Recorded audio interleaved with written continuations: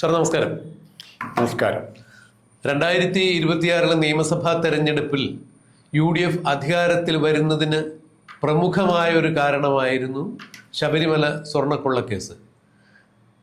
പിണറായി വിജയൻ സർക്കാർ 2 വട്ടം ഭരിച്ചപ്പോഴും ശബരിമലയിൽ വലിയ കൊള്ളകളാണ് നടന്നത്. ശാസ്താവിൻ്റെ ശ്രീകോവിലിൻ്റെ ഉമ്മറക്കട്ടളപ്പടിയും ഉമ്മറ വാതിലും അടക്കം സകലവിധ സ്വർണ്ണ കമാനങ്ങളും അവിടെ നിന്ന് പൊളിച്ചുകൊണ്ടുപോയി, സ്വർണ്ണ നിർമ്മിതികളുമെല്ലാം അവിടെ നിന്ന് കടത്തിക്കൊണ്ടുപോയി ചെന്നൈയിലെ സ്മാർട്ട് ക്രിയേഷൻസ് എന്ന് പറയുന്ന ഒരു സ്ഥലത്ത് വെച്ച് അവിടെ ആ പാളികളിൽ നിന്ന് സ്വർണം വേർതിരിച്ചെടുത്തു. ഏതാണ്ട് 1700 ഗ്രാം സ്വർണമാണ് അത്തരത്തിൽ വേർതിരിച്ചെടുത്തത് എന്നുള്ള വാർത്തകളാണ് അന്ന് പുറത്തു വന്നത്. ഇതുപോലെ തന്നെയായിരുന്നു ദ്വാരപാലക ശില്പങ്ങളിലും, അതായത് ശ്രീകോവിൽ ഇരുവശത്തും സ്ഥിതി ചെയ്യുന്ന ഭഗവാന്റെ ദ്വാരപാലക ശില്പങ്ങളിലെ സ്വർണം പൊതിഞ്ഞ പാളികളിൽ നിന്നുമെല്ലാം സ്വർണം നീക്കിയത്. ഇതിൻ്റെ എല്ലാം സ്വർണം നീക്കുന്നതിൻ്റെ പ്രധാനമായ ജോലികൾ പൂർത്തീകരിച്ചത് ചെന്നൈയിലെ സ്മാർട്ട് ക്രിയേഷൻസ് എന്ന് പറയുന്ന ഒരു സ്ഥാപനം തന്നെയാണ്.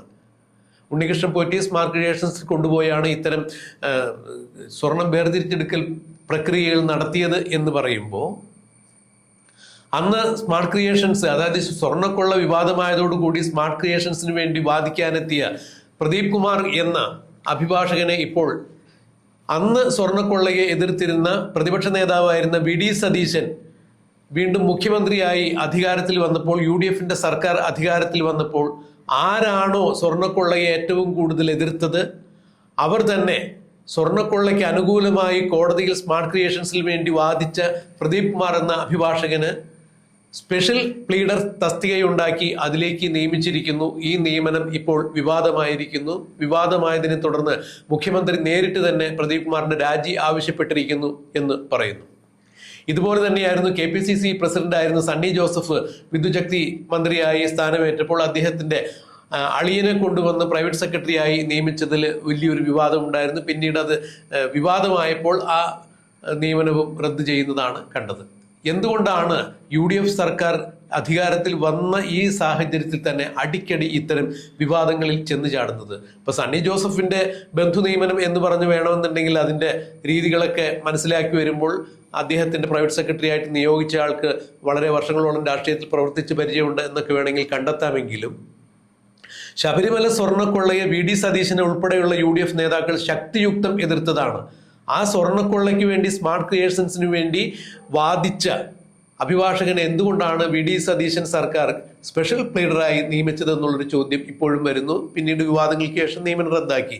എന്തുകൊണ്ടാണ് സാർ ഇങ്ങനെ സർക്കാർ അടിക്കടി വിവാദത്തിലേക്ക് ചെന്ന് ചാടുന്നത്? ഇത്തരം നിയമനങ്ങൾ അറിയാതെയാണോ, അല്ലെങ്കിൽ സർക്കാർ സംവിധാനങ്ങൾ കൂടുതൽ ജാഗ്രത കാണിക്കാത്തത് കൊണ്ടാണോ ഇത്തരം വിവാദങ്ങളിലേക്ക് ചെന്ന് ചാടുന്നത്? എന്താണ് രാജ്മോഹൻ സാറിൻ്റെ അഭിപ്രായം? ഇതിൽ സാങ്കേതികമായി ഇത് വിവാദത്തിൻ്റെ ആവശ്യമില്ലാത്തൊരു വസ്തുതയാണ്. വേണമെങ്കിൽ വിവാദം ഉണ്ടാക്കുകയും ചെയ്യാം. ഉദാഹരണത്തിന്, നിങ്ങൾക്ക് ഒരു പ്രഗത്ഭനായ വക്കീലിനെ കിട്ടണമെങ്കിൽ, ഏതെങ്കിലും പ്രത്യേകിച്ച് സർക്കാരിനെ കിട്ടണമെങ്കിൽ, സർക്കാരിനെതിരായോ സർക്കാരിലെ ഉന്നത ഉദ്യോഗസ്ഥന്മാർക്കെതിരായോ ഏതെങ്കിലും കേസുകൾ, സുപ്രധാനമായ കേസുകൾ വാദിച്ച് വിജയിച്ചയാൾ ലഭിക്കുള്ളൂ. അപ്പോൾ മിടുക്കന്മാർ വക്കീലന്മാർ ഉറപ്പായും സർക്കാരിനെതിരായി പല കേസുകളിലും പങ്കെടുത്തവരായിരിക്കാം. ആ അർത്ഥത്തിൽ തന്നെ പ്രദീപ് കുമാർ യോഗ്യനാണെന്നുണ്ടെങ്കിൽ പ്രദീപ് കുമാർ സർക്കാരിൻ്റെ വക്കീലാകുന്നോ അല്ലെങ്കിൽ ഈ പർട്ടിക്കുലർ കേസിലെ സ്പെഷ്യൽ പ്രോസിക്യൂട്ടർ ആകുന്നോ അന്ന് അയാളുടെ ലോയൽറ്റി ആരോടായിരിക്കണം? സർക്കാരിനോടായിരിക്കണം. ഇന്നലെ വരെ ഏത് ഭൂലാൻ ദേവിയോടോ അല്ലെങ്കിൽ കായംകുളം കൊച്ചിനോടോ ഈവൻ പിണറായി വിജയൻ്റെ വരെ വക്കീലായിരുന്നവനെ ഇവിടെ വയ്ക്കാൻ പറ്റിയില്ല. അവനെ പോലും ഇവിടെ വയ്ക്കാം. കാരണം പിണറായി വിജയൻ്റെ വക്കീലിനെ ഇവിടെ വെച്ച് കഴിഞ്ഞാൽ ഒത്തിരി ഗുണമുണ്ട്. ഏത് രീതിയിലാണ്? അപ്പോൾ അയാൾക്ക് ഇപ്പോൾ ഇമ്മീഡിയറ്റ് ഒബ്ജക്റ്റീവ്, പ്രദീപിൻ്റെ ഇമ്മീഡിയറ്റ് ഒബ്ജക്റ്റീവ് എന്ന് പറഞ്ഞാൽ എന്താ ഉദ്ദേശിക്കുന്നത്? സർക്കാരിൻ്റെ കേസ്, പർട്ടിക്കുലർ കേസ് ജയിപ്പിക്കുക എന്നുള്ളതാണ്. അതിന് അയാളുടെ കയ്യിലുള്ള എക്സ്പെർട്ടൈസ് എവിടെ നിന്നാണ് കിട്ടിയിരിക്കുന്നത്? മറുവശത്തു നിന്നാണ് കിട്ടിയിരിക്കുന്നത്. അത് ഉപയോഗപ്പെടുത്താൻ തയ്യാറായ നല്ല കാര്യമാണ്. എപ്പോഴും ഇത്തരംഗത്തും എല്ലായിടത്തും നടന്നുകൊണ്ടിരിക്കുകയാണ്. പിന്നെ രണ്ടാമത്, സ്മാർട്ട് ക്രിയേഷൻസിന് വേണ്ടി ഹാജരായി എന്നുള്ളൊരു സത്യമാണ്. ആ സ്മാർട്ട് ക്രിയേഷൻസിന് വേണ്ടി ഹാജരാകുമ്പോൾ ഇവിടെ നേരെ മറിച്ച് അവർക്കെതിരായിട്ട് നിൽക്കേണ്ടി വരും. സർക്കാരിൻ്റെ അവരുമായിട്ടൊരു കേസ്, സർക്കാരും അവരുമായിട്ട് കേസുണ്ടായി ഉറപ്പായിട്ട് നിൽക്കേണ്ടി വരും. അല്ല, കേസുണ്ടല്ലോ, നിലവിൽ SIT ഈ വിഷയം രജിസ്റ്റർ ചെയ്തു. ആ കേസ് നിലവിൽ നിൽക്കുന്നുണ്ട്. അപ്പോൾ ആ കേസിൽ നിന്നായിട്ട് വിഡ്രോ ചെയ്യേണ്ടി വരും. ഇപ്പോൾ ജഡ്ജിമാർ വരെ നമ്മൾ പരിചയമുണ്ട്, ബന്ധമുണ്ടെന്നുള്ള വ്യക്തമായ ജഡ്ജസ്മാർ വരെ, ഹൈക്കോടതിയിലെ സുപ്രീം കോടതിയിലെ ജഡ്ജിമാർ വരെ ഈ വിചാരണ കേൾക്കാൻ എനിക്ക് പറ്റില്ല എന്ന് പറഞ്ഞ് അടുത്ത ദിവസം എടപ്പക്കത്ത് കൗസർ മാറി. അപ്പൊ ഇങ്ങനെ ജഡ്ജിമാർക്ക് വരെ ജഡ്ജിയെ പോലും വെക്കാൻ പറ്റിയില്ല. സർക്കാരിനെതിരായി ഹാജരായതിന്റെ പേരിൽ ജഡ്ജിയെ പോലും നിയമിക്കാൻ പറ്റിയില്ല. ഇവർ ഏതെങ്കിലും സന്ദർഭത്തിൽ ഏതെങ്കിലും കേസിൽ പങ്കെടുത്തവരായിരിക്കും. ആ രീതിയിലാണ് നമ്മളിതിനെ കാണുന്നത്. പിന്നെ അത് ഞാൻ സാങ്കേതിക വശമാണ്. ധാർമ്മികമായിട്ട് ഇദ്ദേഹത്തെ പോലെയോ ഇദ്ദേഹത്തെക്കാൾ മിടുക്കനായിട്ടോ സ്വല്പം മോശക്കാരനായ ഒരു വക്കീലിനെ വെക്കുന്നതായിരുന്നു നല്ലത് എന്ന് സാധാരണക്കാർക്ക് തോന്നിയാൽ അതിൽ തെറ്റില്ല. അദ്ദേഹം ഒരു ആത്മവഞ്ചന കാണിക്കുന്നില്ല, മറ്റവരുടെ കേസിൻ്റെ വിവരങ്ങൾ മനസ്സിലാക്കി മറുവശത്തേക്ക് കൂറുമാറിയ ഒരു സാക്ഷിയുടെ പ്രതീതിയല്ലേ ഇദ്ദേഹം ഉണ്ടാക്കുന്നത് എന്ന ഒരു സംശയം ഉണ്ടാകും. അതേ ഉള്ളൂ ഇതിനകത്തെ പ്രശ്നം. അല്ല, ഇവിടെ ഈ പ്രതിപക്ഷ അടക്കമുള്ള ആളുകൾ ചൂണ്ടിക്കാണിക്കുന്നത് അന്ന് സ്മാർട്ട് ക്രിയേഷൻസിൽ ഈ വിഷയം വന്നു കഴിഞ്ഞപ്പോൾ സ്മാർട്ട് ക്രിയേഷൻസിൻ്റെ ഭാഗത്തു നിന്നും ആരും ഒരു വിശദീകരണം ചോദിച്ചിട്ടുണ്ടായിരുന്നില്ല. ശബരിമല സ്വർണ്ണക്കൊള്ളയുമായി ബന്ധപ്പെട്ട് സ്മാർട്ട് ക്രിയേഷൻസിൽ എന്താണ് നടന്നത് എന്ന് കോടതി ഇടപെട്ട് ചോദിക്കുന്നതിന് മുൻപേ തന്നെ ഓടുന്ന പട്ടിക്ക് ഒരു മുഴം മുമ്പ് എറിയുക എന്നുള്ളൊരു തത്വം മാനിച്ചുകൊണ്ട് ഈ പ്രദീപ് കുമാർ എന്ന് പറയുന്ന അഭിഭാഷകൻ മാധ്യമങ്ങൾക്ക് മുന്നിൽ വന്നു നിന്നുകൊണ്ട് പറഞ്ഞത്, ചെന്നൈ സ്മാർട്ട് ക്രിയേഷൻസിൽ ഒരു കാരണവശാലും പഴയ സ്വർണം പൂശിയ നിർമ്മിതികൾ വീണ്ടും എടുത്ത് പൂശുന്നില്ല. അതായത് പുതിയ ചെമ്പുപാളികളിൽ മാത്രം സ്വർണം പൂശുന്നതിനുള്ള സാങ്കേതിക വിദ്യ മാത്രമാണ് അവർക്കുള്ളത്, അതായത് ചെന്നൈ സ്മാർട്ട് ക്രിയേഷൻസിനുള്ളത്.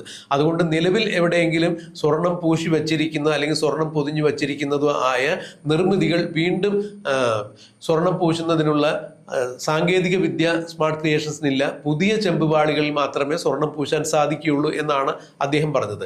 അദ്ദേഹം ഇത് പറയുമ്പോഴും അദ്ദേഹത്തിന് അത് കളവാണ് എന്നുള്ളത് കൃത്യമായി അറിയാം. പക്ഷേ ഒരു അഭിഭാഷകൻ എന്ന രീതിയിൽ തൻ്റെ കക്ഷിയെ നേരത്തെ സാർ പറഞ്ഞ പോലെ ഏത് വിധേനയും കേസ് ജയിപ്പിക്കുക എന്നുള്ള ഒരു നിയമപരമായ ഒരു ബാധ്യത ഒരു അഭിഭാഷകൻ എന്ന രീതിയിലായിരിക്കും അദ്ദേഹം ചെയ്തത്. എന്നാൽ ഇവിടെ ധാർമ്മികമായ ഉള്ളൊരു വിഷയം, ശബരിമല ശാസ്താവിൻ്റെ സ്വർണം കൊള്ളയടിക്കപ്പെട്ടിരിക്കുന്നു.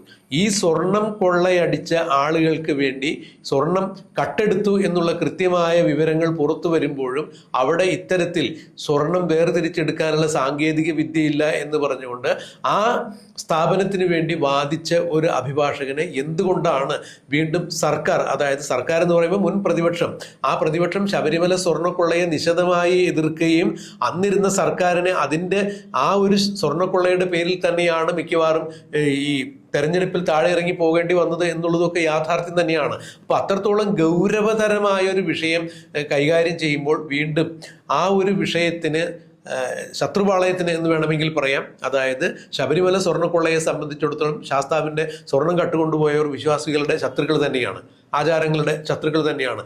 അത്തരം ശത്രുപക്ഷത്ത് നിന്നുകൊണ്ട് അഭിഭാഷകൻ എന്ന രീതിയിൽ ആ കേസിനെ ന്യായീകരിക്കാൻ ശ്രമിച്ച ആളെ എന്തിനു വേണ്ടിയാണ് വീണ്ടും സർക്കാർ അങ്ങനെ കൊണ്ടുവന്നു വയ്ക്കുന്നത്? മാത്രമല്ല ഈ കേസ് നിലവിൽ സ്പെഷ്യൽ ഇൻവെസ്റ്റിഗേഷൻ ടീം അന്വേഷിക്കുന്നു, കുറ്റപത്രം ഇനിയും സമർപ്പിച്ചിട്ടില്ല. ആ ഒരു സാഹചര്യത്തിൽ ഈ കേസ് വീണ്ടും കോടതിയിലേക്ക് എത്തുമ്പോൾ സർക്കാരിന് വേണ്ടി, പ്രോസിക്യൂഷന് വേണ്ടി വാദിക്കേണ്ട ആൾ അല്ലെങ്കിൽ കൃത്യമായ വസ്തുതകൾ നിരത്തി ഇതാണ് ന്യായാന്യായങ്ങൾ എന്ന് പറഞ്ഞ് കോടതിയെ ബോധ്യപ്പെടുത്തേണ്ട ആൾ തന്നെ ഇത്തരത്തിൽ ഒരു പശ്ചാത്തലമുള്ള ആളാകുമ്പോൾ തീർച്ചയായും അത് വിശ്വാസി സമൂഹത്തിനെ ചോദ്യം ചെയ്യുന്നതാണ്. മാത്രമല്ല അതിൽ സുതാര്യതയില്ല എന്ന് തന്നെയാണ് പ്രതിപക്ഷവും പറഞ്ഞത്. ഒരുപക്ഷെ വിശ്വാസി സമൂഹത്തിൻ്റെ ഭാഗത്തു നിന്ന് നോക്കുമ്പോൾ അതിൽ നിയമപരമായി അല്ല എന്നുണ്ടെങ്കിൽ വിശ്വാസപരമായി ചില പൊരുത്തക്കേടുകളുണ്ട് താനും. എന്തുകൊണ്ടാണ് വി.ഡി. സതീശൻ എന്ന പരിണിതപ്രജ്ഞനായ ഒരു രാഷ്ട്രീയ നേതാവിന്, അല്ലെങ്കിൽ ഈ അദ്ദേഹം അയ്യപ്പ വിശ്വാസി കൂടിയാണ്, നേരത്തെ അദ്ദേഹം ഈ സ്വർണ്ണക്കൊള്ളയുമായി ബന്ധപ്പെട്ട് നിരവധി പ്രസ്താവനകൾ ഇറക്കിയിരുന്ന ആൾ കൂടിയാണ്. ഈ ശബരിമലയിലെ ദ്വാരപാലക ശില്പങ്ങളിലെ സ്വർണ്ണപ്പാളി അന്യ സംസ്ഥാനത്താണ്, അതായത് കേരളത്തിന് വെളിയിൽ ഒരു വൻ വ്യവസായിക്ക്, അയ്യപ്പ ഭക്തനായ വ്യവസായിക്ക് വിറ്റിട്ടുണ്ട് എന്നിങ്ങനെയുള്ള നിരവധി സ്ഫോടനാത്മകമായ വെളിപ്പെടുത്തലുകൾ നടത്തിയിട്ടുള്ള ഒരു നേതാവ് കൂടിയാണ്. അങ്ങനെയെങ്കിൽ സ്മാർട്ട് ക്രിയേഷൻസ് കേന്ദ്രീകരിച്ച് ശബരിമലയിലെ സ്വർണ്ണക്കൊള്ളയിൽ 99% അടിച്ചു മാറ്റിയിരിക്കുന്ന അവിടെ തന്നെയാണ് എന്ന് സമൂഹം അറിയുമ്പോഴും പിന്നെ എന്തുകൊണ്ടാണ് വി.ഡി. സതീശൻ ഇദ്ദേഹത്തിൻ്റെ നിയമനം അറിയാതെ പോയത് എന്നുള്ളതൊരു ചോദ്യം തന്നെയല്ലേ? ഇതിനകത്ത് ദേവസ്വം മന്ത്രിയുണ്ട്, മുരളീധരൻ. എനിക്ക് ഏറ്റവും ഇഷ്ടപ്പെട്ട അദ്ദേഹത്തിൻ്റെ മറുപടിയാണ്. ഈ തീരുമാനം പരസ്യമായിട്ട് എനിക്ക് ഇതിനെക്കുറിച്ച് കമൻറ്റ് ചെയ്യാൻ പറ്റില്ല. ഇതൊരു മന്ത്രിസഭാ തീരുമാനമാണ്. മന്ത്രിസഭാ തീരുമാനമെന്ന് ആകുമ്പോൾ എടുത്തിരിക്കുന്ന ആരാണ്? എനിക്ക് അതിൻ്റെ ഇയാൾ മുരളീധരൻ തൻ്റെ ഉത്തരവാദിത്തം സമർത്ഥമായിട്ടുള്ള കൈയ്യഴുകയും. അല്ല, അദ്ദേഹം മറ്റൊരു കാര്യം കൂടി എടുത്തു പറഞ്ഞു, ആ ക്യാബിനറ്റിൽ ഞാൻ ഉണ്ടായിരുന്നില്ല എന്ന് കൂടി ഉണ്ടായിരുന്നില്ല എന്ന് പറഞ്ഞു. അത് അങ്ങനെ ആ ഒരു സാഹചര്യത്തിൽ ഇതിൽ എന്തെങ്കിലും ഈ രണ്ട് വിഷയങ്ങളുടെ ഒരേ സമയത്ത് കമ്പയർ ചെയ്യുമ്പോൾ മുരളീധരൻ്റെ ആബ്സൻസ് അല്ലെങ്കിൽ മുരളീധരൻ്റെ അഭിപ്രായങ്ങൾ കേൾക്കും. ഇപ്പുറത്ത് ഉണ്ടായ തീരുമാനമായിട്ട് നോക്കുമ്പോൾ മുരളിയുടെ അബ്സൻസിൽ ഈ തീരുമാനം എടുത്തിട്ടുണ്ടെങ്കിൽ, അല്ലെങ്കിൽ എന്തും വേണ്ട മുരളിയുടെ ഒരു ഡിസ്റ്റൻറ്റ് കൺസെൻ്റ് എങ്കിലും ഇല്ലാതെ ഈ തീരുമാനം എടുത്തിട്ടുണ്ടെങ്കിൽ അവിടെ ആരെടുത്തു എന്തെടുത്തു എന്നുള്ള പ്രശ്നത്തിലേക്ക് വരും. ഒരുപക്ഷെ UDF അടിത്തറയെ തന്നെ ചോദ്യം ചെയ്യുന്ന ഒരു വിഭാഗം അതിൻ്റെ അകത്തുണ്ട്, കോൺഗ്രസിൽ തന്നെയുണ്ട്. എങ്ങനെയെങ്കിലും ഇത് മാറ്റണം എന്ന് താല്പര്യമുള്ളവരുണ്ട്. അല്ല, അതിപ്പോൾ സാറ് പറഞ്ഞ വളരെ ഒരു നിർണായകമായ ഒരു പോയിന്റാണ്. കാരണം ഈ UDF സർക്കാരിനെ അസ്ഥിരപ്പെടുത്തുന്നതിന് വേണ്ടി ഇത്തരം ചില തീരുമാനങ്ങൾ എടുക്കാൻ സർക്കാരിനകത്ത് തന്നെ, അല്ലെങ്കിൽ സർക്കാരിൻ്റെ ഈ അഡ്മിനിസ്ട്രേറ്റീവ് സംവിധാനങ്ങളിൽ തന്നെ ആരൊക്കെയോ ഇത്തരത്തിലുള്ള കുബുദ്ധികൾ പ്രവർത്തിക്കുന്നുണ്ടെന്ന് വേണോ ഇതിലൂടെ മനസ്സിലാക്കാൻ? അല്ല, ഇപ്പോൾ അതിന് ലോയൽറ്റിയുടെ പ്രശ്നമുണ്ട്. പല ഉദ്യോഗസ്ഥന്മാർക്കും ബേസിക്കായിട്ട് ഇപ്പം നിലനിൽക്കുന്ന പല ഉദ്യോഗസ്ഥന്മാർക്കും ലോയൽറ്റി എന്ന് പറയുന്നത് ഏറ്റവും കൂടുതൽ ആരോടായിരിക്കും? ഇടതുപക്ഷത്തെ പിണറായി വിജയനോടായിരിക്കും. 10 വർഷത്തെ ബന്ധമാണ്, കൊടുക്കൽ വാങ്ങലിൻ്റെ ബന്ധമാണ്. അതാണ് ഏറ്റവും പ്രധാനം. ഇവർ ചെയ്ത എല്ലാ വൃത്തികേടുകളും കണ്ണടക്കുകയും അവരെ പ്രൊട്ടക്ട് ചെയ്യുകയും ചെയ്താണ് പിണറായി വിജയൻ. അവരെ തള്ളിപ്പറയല്ല പിണറായി. അതുപോലെ കരുണാകരന് പോലീസിലുണ്ടായിരുന്ന സ്വാധീനം ഇപ്പം മരിച്ചു പോയിട്ട് കാണില്ല. അല്ലെങ്കിൽ ഏറ്റവും കൂടുതൽ പോലീസിൽ മരിച്ചു കഴിഞ്ഞ സ്വാധീനം ചില കരുണാകരനാണ്. അതുപോലൊരു സ്വാധീനം പിണറായി വിജയന് ചിലപ്പോൾ ഉണ്ടായേക്കാം. ആ സ്വാധീനത്തെ മറികടക്കാൻ വളരെ പെട്ടെന്ന് ഈ ഉദ്യോഗസ്ഥന്മാരെല്ലാം ഇളക്കി പ്രതിഷ്ഠ അടക്കുകയില്ല. ഇയാളെ വയ്ക്കുമ്പോൾ ഒന്നുണ്ട്, ഞാൻ പ്രതീക്ഷിക്കുന്നത് പ്രദീപ് എന്ന് പറഞ്ഞാൽ പുതിയ സ്പെഷ്യൽ പ്രോസിക്യൂട്ടറെ നിയമിക്കുമ്പോൾ ഉറപ്പായിട്ടും അയാളുടെ ഓരോ വാക്കും, ഓരോ കോടതിയിൽ കൊടുക്കുന്ന ഓരോ അഫിഡവിറ്റിൻ്റെയും വാക്കുകളും വാചകങ്ങളും സൂക്ഷ്മമായി നിരീക്ഷിക്കപ്പെടും. അതുകൊണ്ട് ഞാൻ പറയുന്നത് അയാൾക്ക് സർക്കാരിനെ വഞ്ചിക്കുന്ന, ശബരിമല കേസിനെ വഞ്ചിക്കുന്ന ഒരൊറ്റ അക്ഷരം എങ്ങും പറയാൻ പറ്റില്ലെന്നാണ് ഞാൻ വിചാരിക്കുന്നത്. കാരണം അയാൾ ശ്രദ്ധിക്കപ്പെടുക, വാച്ച് അണ്ടർ സ്കാനറാണ് അയാൾ. ആർക്കും അയാളെ രക്ഷിക്കാൻ പറ്റിയില്ല. അയാളൊരു നിലപാട് പറയുന്ന ആ നിലപാട് എല്ലാവരും അറിയാന്നേ, രഹസ്യമായിട്ട് എടുക്കാൻ പറ്റിയില്ല. പിന്നെ രണ്ടാമത്തെ കാര്യം, ഇത് ഇവിടെ UDF ഗവൺമെൻറ്റിന് നമ്മളൊരു മെറിറ്റ് കൊടുക്കുന്നത് ഇത് രഹസ്യമായിട്ടെടുത്ത തീരുമാനമല്ല. ശിവൻകുട്ടിയുടെ PM ശ്രീവയിലോ ആരെ അറിയിക്കാതെ പോയി വിടാൻ പോയല്ല, മന്ത്രിസഭ എടുത്ത തീരുമാനം. അല്ല, അവിടെ സാർ അത് പറയുമ്പോഴും ഈ മന്ത്രിസഭ എടുത്ത തീരുമാനം എന്ന് പറയുമ്പോൾ ദേവസ്വം വകുപ്പ് കൈകാര്യം ചെയ്യുന്ന ഒരു മന്ത്രി, ആ മന്ത്രി ആ ക്യാബിനറ്റിൽ ഉണ്ടായിരുന്ന ഇത്തരം തീരുമാനങ്ങൾ എടുക്കുമ്പോൾ ആ ക്യാബിനറ്റിൽ ഉണ്ടായിരുന്നില്ല എന്ന് പറയുമ്പോൾ അദ്ദേഹത്തിൻ്റെ ഒരു ഡിസ്റ്റൻസ് കൺസേൺ പോലും അതിലുണ്ടായിട്ടില്ല എന്ന് അദ്ദേഹം തന്നെ പറയുന്നു. എങ്കിലും മന്ത്രിസഭയുടെ കൂട്ടായ ഒരു തീരുമാനം എന്ന രീതിയിൽ അതിനെ ചോദ്യം ചെയ്യുന്നില്ല എന്ന് അദ്ദേഹം പറയുമ്പോൾ അദ്ദേഹത്തിൻ്റെ രാഷ്ട്രീയ മര്യാദയാണ് തീർച്ചയായും. ഇവിടെ സാറ് നേരത്തെ പറഞ്ഞ പോലെ ശബരിമലയ്ക്കെതിരായി ഈ സ്പെഷ്യൽ ഈ പ്ലീഡർ ഒന്നും സംസാരിക്കില്ല എന്ന് പറയുമ്പോൾ അത് അദ്ദേഹത്തിൻ്റെ പ്രൊഫഷണൽ എത്തിക്സ് തന്നെയായിരിക്കാം. പക്ഷേ ഇവിടെ സംഭവിക്കുന്നത് വിശ്വാസി സമൂഹത്തിന് മുന്നിലുള്ളൊരു വിഷയം തന്നെയാണ്. മാത്രമല്ല, പ്രതിപക്ഷ നിരയിലുള്ള മുൻ നിയമമന്ത്രിയും മുൻ ദേവസ്വം വകുപ്പ് മന്ത്രി വാസവനും രാജീവും എല്ലാം ഇപ്പോൾ നേരിട്ട് തന്നെ എത്തിയിട്ട് ഈ വിഷയത്തിൽ വലിയ വിവാദങ്ങൾ സൃഷ്ടിക്കാൻ ശ്രമിക്കുന്നുണ്ട്. കാരണം ശബരിമല സ്വർണ്ണക്കൊള്ളയിൽ UDFനുള്ള പങ്ക് മറച്ചു വയ്ക്കുന്നതിന് വേണ്ടിയാണ് ഇദ്ദേഹത്തെ ബോധപൂർവം അവിടെ കൊണ്ടുവന്ന് നിയമിച്ചത് എന്ന് പറയുമ്പോൾ അത് UDF സർക്കാരിനെ വെട്ടിലാക്കുന്ന ഒരു നയം തന്നെയാണ്. ഒരുപക്ഷെ തീരെ നിവൃത്തിയില്ലാത്തതിൻ്റെ പേരിൽ തന്നെയായിരിക്കാം VD സതീശൻ ഈ തീരുമാനം പിൻവലിച്ചത് എന്ന് വേണം ഇതിലൂടെ മനസ്സിലാക്കാൻ.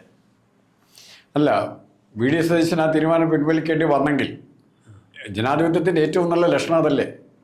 അതെ, ഏറ്റവും നല്ല ലക്ഷണം തെറ്റുപറ്റിയാൽ തിരുത്തുക. ഞാൻ പിടിച്ച പോയലിന് 4-9 നടക്കല്ല ചെയ്യുന്നത്. ഇതിനു മുമ്പ് ഉണ്ടായിട്ടുണ്ട് അങ്ങനെ. മറ്റേ സണ്ണി ജോസഫിൻ്റെ സെക്രട്ടറി രാജിവെച്ചു. അതെ, അത് ആ മറ്റേ രാജിവെക്കുമായിരുന്നു. ഇപ്പോഴും എന്തിനാ കടകംപള്ളി സുരേന്ദ്രൻ ഇപ്പോഴും കൂടിയില്ലേ? അല്ല സാറേ, ഇപ്പം അത് പറയുമ്പോഴാണ് ഈ സർക്കാർ അധികാരത്തിൽ വന്നിട്ട് കഷ്ടി 1 മാസം പിന്നിടുന്ന ഈ സമയത്ത് ആദ്യത്തെ നിയമനം ബന്ധു നിയമനം എന്ന പേരിൽ വിവാദമാകുന്നു. പിന്നീട് അത് വിവാദമായതിനു ശേഷം ആ നിയമനം റദ്ദാക്കുന്നു. അടുത്തൊരു നിയമനം കുറെ കൂടി ഗൗരവതരമായ രീതിയിലുള്ളൊരു നിയമനം, അതായത് സർക്കാരിനെ റെപ്രസെൻറ്റേറ്റ് ചെയ്ത് കോടതിയിൽ സർക്കാരിൻ്റെ നയങ്ങളും വശങ്ങളും പറയേണ്ട ഒരാളെ തന്നെ നിയമിക്കുമ്പോൾ അത് വളരെ ആശങ്കാജനകമായ, അല്ല എന്നുണ്ടെങ്കിൽ വളരെ അപകീർത്തികരമായ രീതിയിൽ ഉള്ളൊരു ആളെ കൂടി കൊണ്ടുവന്നു എന്നൊക്കെ പറയുമ്പോൾ ഇവിടെ സ്വർണ്ണക്കൊള്ളയുമായി ബന്ധപ്പെട്ട് UDF സർക്കാരിനെ വെട്ടിലാക്കാൻ വേണ്ടി നേരത്തെ പിണറായി വിജയൻ സർക്കാരിൻ്റെ ഭാഗത്ത് നിന്ന് വലിയ ശ്രമങ്ങളുണ്ടായിരുന്നു. ഉണ്ണികൃഷ്ണൻ പോറ്റിയും അടൂർ പ്രകാശും സോണിയാഗാന്ധിയും ഒക്കെ നിൽക്കുന്ന പടങ്ങൾ ചൂണ്ടിക്കാണിച്ചുകൊണ്ട് സോണിയാഗാന്ധിയുടെ കയ്യിൽ ശബരിമല സ്വർണ്ണക്കൊള്ള കേസിലെ പ്രതിയായ ഉണ്ണികൃഷ്ണൻ പോറ്റി എന്തോ ചരടമൊക്കെ കെട്ടിക്കൊടുക്കുന്ന ചിത്രങ്ങളൊക്കെ കാണിച്ചാണ് ശബരിമല സ്വർണ്ണക്കൊള്ളയെ അവർ പ്രതിരോധിക്കാൻ വേണ്ടി ശ്രമിച്ചത്. ആ പ്രതിരോധം തന്നെ അവരിപ്പോഴും മുൻനിർത്തിക്കൊണ്ട് തന്നെ സംസാരിക്കുന്നത്. അങ്ങനെ വരുമ്പോൾ ഈ കാര്യത്തിൽ കുറെ കൂടി ജാഗ്രത ഉണ്ടാകേണ്ടിയിരിക്കുന്നു. എന്തായാലും ഈ നിയമനം നടന്നതിന് ശേഷം വിവാദമാകുന്നു എന്ന് കണ്ടപ്പോൾ VD സതീശൻ നേരിട്ട് തന്നെ പ്രദീപ് കുമാറിന്റെ രാജി ആവശ്യപ്പെട്ടിരിക്കുന്നു എന്ന് പറയുമ്പോൾ അതൊരു നല്ല ലക്ഷണമാണ്. സാറ് പറഞ്ഞ പോലെ ജനാധിപത്യത്തിന്റെ വിശുദ്ധി അത് തന്നെയാണ്. തെറ്റുപറ്റിയിട്ടുണ്ടെങ്കിൽ തിരുത്തണം, അല്ലെങ്കിൽ ജനങ്ങളെ കേൾക്കണം, ജനങ്ങളുടെ അഭിപ്രായം അറിഞ്ഞ് അവരെ കൂടി വിശ്വാസത്തിലെടുത്ത് മുന്നോട്ട് കൊണ്ടുപോകുന്ന അത്ര സുതാര്യമായിരിക്കണം ഭരണം. ആ രീതിയിൽ നമുക്കിവിടെ VD സതീശൻ സർക്കാർ എടുത്ത തീരുമാനം ഉചിതം തന്നെയാണെന്ന് പറയാം. മേലിൽ ഇത്തരം നിയമനങ്ങളിലൂടെ കൂടുതൽ വിവാദക്കുരുക്കിലേക്ക് ചെന്ന് ചാടാതിരിക്കട്ടെ സർക്കാർ എന്ന് മാത്രം ഈ സന്ദർഭത്തിൽ നമുക്ക് പറയാം.